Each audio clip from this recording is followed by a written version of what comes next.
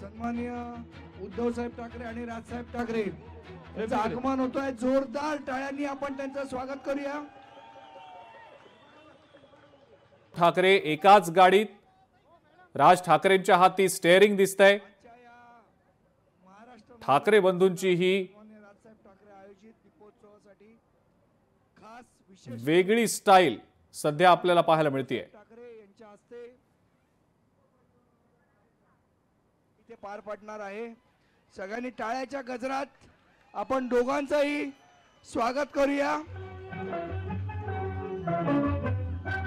ही exclusive दृश्य आपण सध्या पाहतो आहोत लोकशाही मराठीवर। उद्धव ठाकरे आणि त्यांचं कुटुंब, राज ठाकरे आणि त्यांचं कुटुंब यांचं कार्यक्रमस्थळी आगमन झालेलं आहे। राज ठाकरे यांनी स्वतः गाडी चालवत, सोबत त्यांच्या बाजूला उद्धव ठाकरे बसल्याचं दृश्य आपण सर्वांनीच पाहिलं। आपल्याला आता दृश्यांमध्ये संजय राऊत देखील दिसतायत। रश्मी ठाकरे आणि शर्मिला ठाकरे या दोघींना देखील आपण आत्ताच काही वेळापूर्वी दृश्यांमध्ये पाहिलं।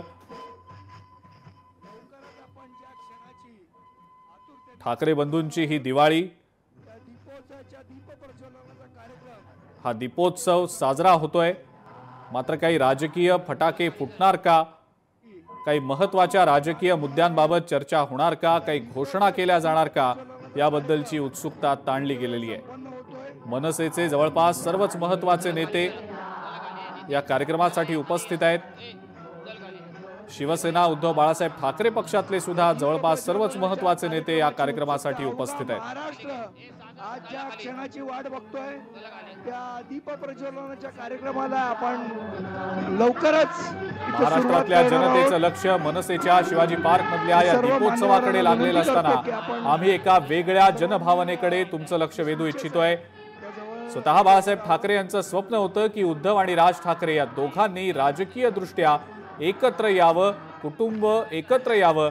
त्यांच्या आशीर्वादानं हा प्रसंग आज घडेल अशी अपेक्षा आहे। आज उद्धव ठाकरे आणि राज ठाकरे, हिंदू हृदय सम्राट बाळासाहेब ठाकरे यांच्या आशीर्वादानंतर बाळासाहेबांच्या समाधीस्थळी एकत्र हजेरी लावणार का, बाळासाहेबांना नमन करणार का, जनभावना जी आहे ती जनभावना हे दोन्ही नेते जाणणार का आणि त्या दृष्टीनं पावलं उचलणार का, असे अनेक प्रश्न या निमित्तानं उपस्थित होत आहेत।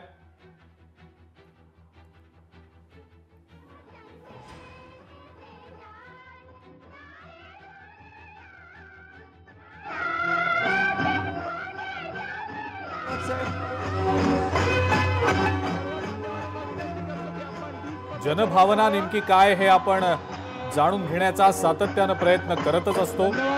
दीपोत्सवाच्या उद्घाटनाच्या आधी हे दोन्ही नेते बाळासाहेबांच्या समाधीस्थळी गेले नाहीत। मात्र हा दीपोत्सवाचा कार्यक्रम आटोपल्यानंतर तरी राज्यातल्या जनतेला दिवाळीच्या निमित्तानं हा सुखद धक्का दिला जाईल का, हे दोन्ही नेते काही मोठी घोषणा करतील का आणि बाळासाहेबांच्या समाधीस्थळी जाऊन त्यांना नमन करतील का, असे अनेक प्रश्न या निमित्तानं आता उपस्थित होत आहेत।